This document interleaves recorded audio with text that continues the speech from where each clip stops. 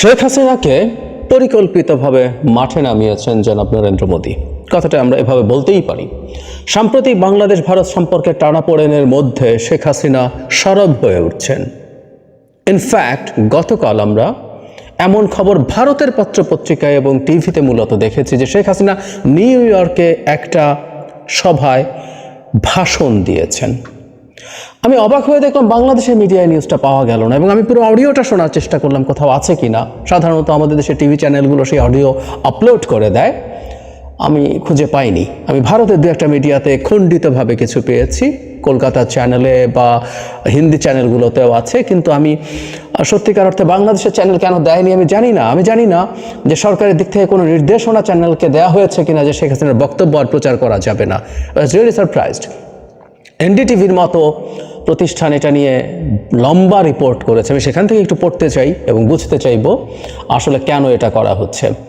আমাদের নিশ্চয়ই মনে আছে 2-3 দিন আগেও শেখ হাসিনা ফেসবুকে একটা অফিসিয়ালি স্ট্যাটাস বা বিবৃতি দিয়েছিলেন জনাব চিন্ময়ের গ্রেফতার হওয়ার পর। এটা একটু মাথায় রাখতে হবে, এবং এ যাবৎকালে শেখ হাসিনার এটা একটা অফিসিয়াল বিবৃতি যেটা তাদের ভেরিফাইড ফেসবুক পেজ আওয়ামী লীগের, সেখান থেকে শেয়ার করা হয়েছে।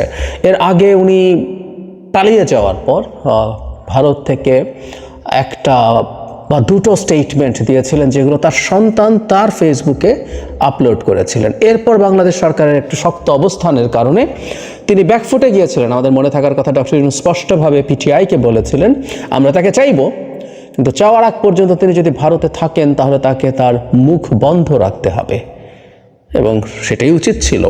কিন্তু এরপর আমরা ধাপে ধাপে দেখলাম চুরি করে তার বক্তব্য সামনে ছাড়া হচ্ছে। কিন্তু এবার আরও স্পষ্ট, চুরি করে মানে তিনি ফোনে কারোর সাথে কথা বলছেন, সেটা রেকর্ড করে কেউ ছেড়ে দিচ্ছে। এটা পরিকল্পিতভাবেই, এগুলো ফাঁস না, এগুলো পরিকল্পিতভাবে ছাড়া হচ্ছিল। কিন্তু উনি এখন অফিসিয়ালি কথা বলছেন, এবং এনডিটিভিও ঠিক এই কথাটা উল্লেখ করেছে। আমি এনডিটিভির একটা জায়গা থেকে যদি একটু পড়ি, সেটা হচ্ছে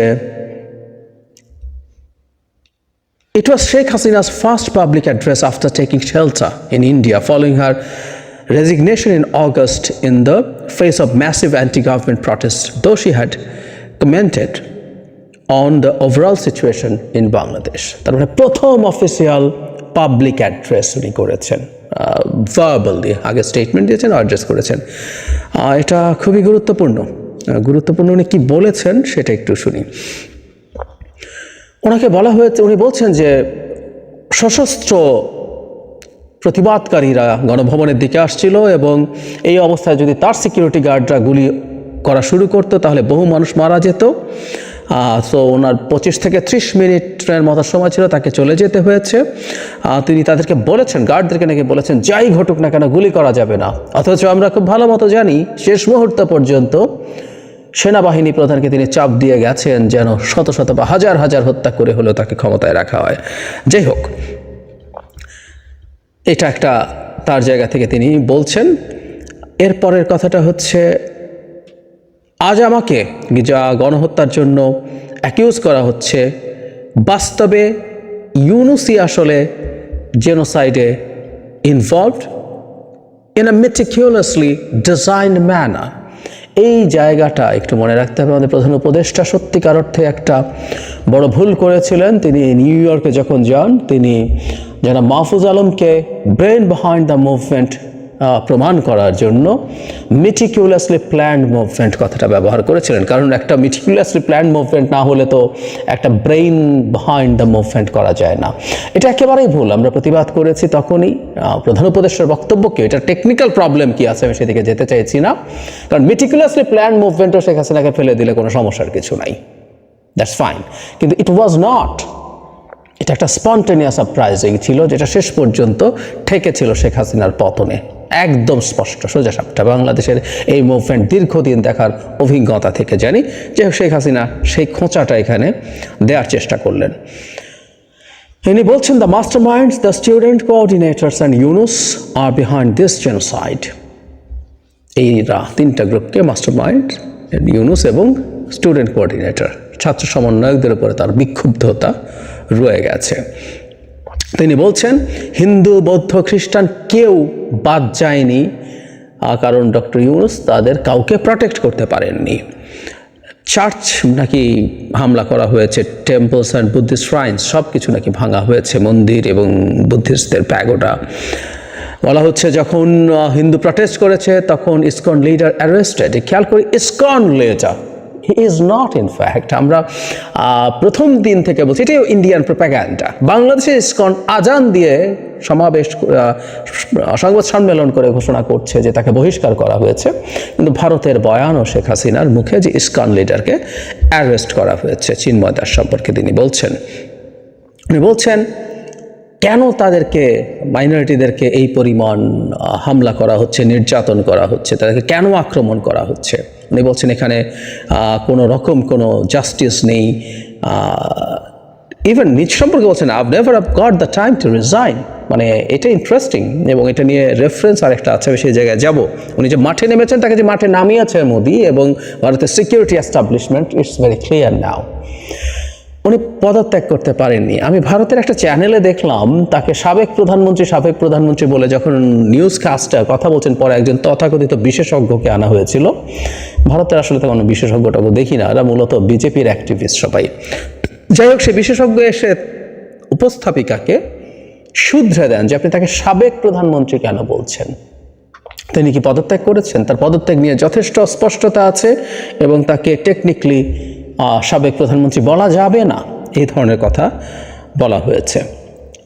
এই হয়েছে তার মোটামুটি কথাগুলো, কিন্তু যেটা সবচেয়ে, আমি খুব বেশি আর যাব না, এখানে বিজয় দিবস উপলক্ষে এটা বলা হয়েছে, সেটা বলা হয়েছে, এবং বলা হয়েছে যে তাকে আসলে হত্যা করার উদ্দেশ্যেই এই যাবতীয় সব কিছু হয়েছে। তার বাবাকে বা পরিবারকে যেভাবে হত্যা করা হয়েছে সেটা উনি বলছেন, মানুষ যখন সমানে মারা যাচ্ছে তখন তিনি ডিসাইডেড টু লিভ, উনি পালিয়ে যাওয়ার সিদ্ধান্ত নিয়েছেন। এই হচ্ছে মোটামুটি কথা। কিন্তু এর সাথে একটা জিনিস একটু যোগ করতে চাই। একই ধরনের একটা সমাবেশের ডাক দেওয়া হয়েছে, মানবজমিন একটা ইন্টারেস্টিং নিউজ করেছে। 8 ডিসেম্বর যেখানে অনেক হাজারো নেতাকর্মীর উপস্থিতির চেষ্টা হচ্ছে, আয়োজক যুক্তরাষ্ট্র আওয়ামী লীগ শেখ হাসিনাকে প্রধানমন্ত্রী দাবি করে ওই আয়োজনে একটা পোস্টার করেছে, যেখানে প্রধান অতিথি হিসাবে শেখ হাসিনা বক্তব্য রাখবেন বলে প্রচার চলছে। খেয়াল করছি আমরা, এখানেও প্রধানমন্ত্রী, তার মানে এই ন্যারেটিভটা আস্তে আস্তে সম্ভবত আসবে। এখানে উনি খুব জোর দিয়ে পদত্যাগ না করার কথা বলেছেন, এবং ব্রিটেনও একই রকম চেষ্টা। সুতরাং এখন এটা ভারত মোদি সরকারের পরিকল্পনায় ঘটনাটা ঘটছে। প্রশ্ন আসতে পারে কেন, এতে কি অর্জন করা যাচ্ছে, কি লাভ হবে তাদের? আমরা প্রাথমিকভাবে তাদের যে অর্জন সেটা হচ্ছে বাংলাদেশ সরকার এবং আমরা জনগণ, শেখ হাসিনা ওখানে বসে এরকম কথাবার্তা বলবেন, হুমকি দেবেন। উনি তার প্রকাশিত ফোন কলগুলোতে আমরা দেখেছি তিনি প্রচণ্ড হুমকি ধামকি দিচ্ছেন, আমাদের এসে দেখে নেবেন টেবেন, ঘরে আগুন দেওয়ার কথা বলছেন। সো তিনি এখন আবার কথা বলছেন, এবং এখন ফর্মাল ফেসবুকে বলেছেন, এখন বক্তৃতা করেছেন একটা সমাবেশে, ছোট এটা, কিন্তু ব্রিটেনে এবার হাজার হাজার লোকজনকে জড়ো করে সেখানে আরেকটা বড় সমাবেশে তিনি ভাষণ দিতে চান প্রধানমন্ত্রী শেখ হাসিনা। এবং আমি ধারণা করি সেখানে শুধু অডিও না, সেখানে তাকে সম্ভবত কোনো একটা অ্যাপ ইউজ করে তাকে ভিডিওতে কানেক্ট করা হতে পারে, আমার ধারণা করি সেটা সম্ভব আছে। নিজের পক্ষে অডিও তো হবে। সো এখানে আরও বড় একটা সমাবেশে তিনি বক্তৃতা করছেন। এটা বাংলাদেশ সরকারকে উনি ভারত আসলে জাস্ট বৃদ্ধাঙ্গুলি দেখাচ্ছে যে তোমাদেরকে আমরা পাত্তা টাত্তা দেই না, এবং তোমাদের সাথে যে রিলেশনশিপ আমাদের ছিল সেটাকে আমরা আরও ডাউনগ্রেড করছি। এই মেসেজ কূটনীতিতে দেওয়া হয় নানা ফর্মে, যে আমি সম্পর্কটাকে ডাউনগ্রেড করছে কিনা এই মেসেজ দেওয়া হচ্ছে।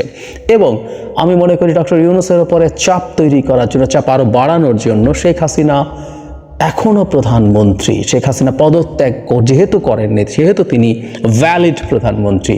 যদিও ভারতের সরকার, আমাদের মনে আছে যে তাকে পররাষ্ট্র ব্রিফিংয়ে যখন জিজ্ঞেস করা হয়েছিল, তখন যিনি ব্রিফিং করছিলেন তিনি তাকে সাবেক প্রধানমন্ত্রী হিসেবে বলেছিলেন, কিন্তু যেটা হয় তাদের মিডিয়াতেই হাইপ, এই আলোচনা, এই শোরগোল তারা তুলে দেবে, এটা ধারণা করতে পারি। সরকারিভাবে অতটা না বলা হলেও, এবং চেষ্টা করা হবে বিভিন্ন জায়গায় এই বক্তব্যটাকে চালিয়ে যাওয়া, এবং আওয়ামী লীগের লোকজন তাকে প্রধানমন্ত্রী শেখ হাসিনা হিসাবেই উল্লেখ করার প্রবাবিলিটি থাকতে পারে। আমাদের মনে থাকার কথা, তিনি পালিয়ে যাওয়ার পর অনেকে এই ধরনের আলাপ করেছেন, যেহেতু ভারতেই আওয়ামী লীগের প্রচুর লোকজন গিয়ে ওখানে উঠেছে, যে ভারত একজন প্রবাসী সরকার শেখ হাসিনার নেতৃত্বে বাংলাদেশে করবে টরবে কিনা এসব আলাপ কেউ কেউ তুলছিলেন। আমি এটার অবশ্য খুব বাস্তবতা আছে বলে মনে করি না, কারণ ভারতের মাটিতে বসে বাংলাদেশে শেখ হাসিনা বাংলাদেশের একটা প্রবাসী সরকার তৈরি করবে, এটা হওয়ার প্রবাবিলিটি অলমোস্ট না, এটা পুরোপুরি জিরো। কিন্তু যে বললাম যে আপনি কতগুলো শোরগোল তৈরি করতে পারেন, সেই শোরগোল দিয়ে সরকারের উপরে চাপ বাড়াতে পারেন। মানে খুব বেশি দিন আসলে ভারত সরকার এই চাপ বজায় রাখতে পারবে কি না সেই প্রশ্ন আছেই, কেন আছে সেটা নিয়েও কথা বলবো। কিন্তু যেহেতু তারা এই চাপের পর্যায়ে নেমে গেছে, সেই নেমে যাওয়ার কারণে এখন আরও বেশি চাপযুক্ত করার চেষ্টা তারা করছে। এতে লাভ খুব বেশি হবে না। আসলে আমরা আগেও বলেছি, শেখ হাসিনা যখনই কথা বলেন, যতবার কথা বলেন, ততবার আসলে সেটা বাংলাদেশের শেখ হাসিনা বিরোধীদেরকে আরও ইউনিফাই করে। এর মধ্যেই ভারত যা যা করছে সেটা নিয়ে আমাদের মধ্যে যে কিছু বিভক্তি, কিছু বিভেদ, এমনকি কিছু ক্ষেত্রে সাংঘর্ষিক পরিস্থিতি তৈরি হয়েছিল, আমরা সেগুলো সব ভুলে এখন আবার একত্র হয়ে গেছি এবং ভারতের বিরুদ্ধে দাঁড়িয়ে গেছি। এবং সেইটার মধ্যে শেখ হাসিনার যদি এরকম অফিসিয়াল বক্তব্য আসতে থাকে, সেগুলো আমাদেরকে দিনের শেষে আরও বেশি, আমাদের ইউনিটিকে আরও বেশি স্ট্রং করবে, কোনো সন্দেহ নাই, রিয়াকশনের ক্যাটালিস্টের মতো কাজ করবে। সুতরাং তাদের কোনো এমন কিছু অর্জন হতে পারে বলে মনে হয় না। মানে ভারত রাষ্ট্রটা, তার পররাষ্ট্রনীতি, তথাকথিত পররাষ্ট্রনীতি, তাদের কোনো পররাষ্ট্রনীতি আদতে বা আদৌ আছে কি না এই প্রশ্ন যে কেউ করতে পারেন। এত চাইল্ডিশ, এত কাণ্ড জ্ঞানহীন পররাষ্ট্রনীতি তারা দেখাচ্ছেন, ফলে কোনো অর্জন হবে না, ক্ষতি ছাড়া কিছু নেই। তারপরও তারা এই কাজটা করছেন, করবেন, যেমন তারা আরও অনেক কাজ করছেন, আরও ভবিষ্যতে করে যাবেন হয়তো।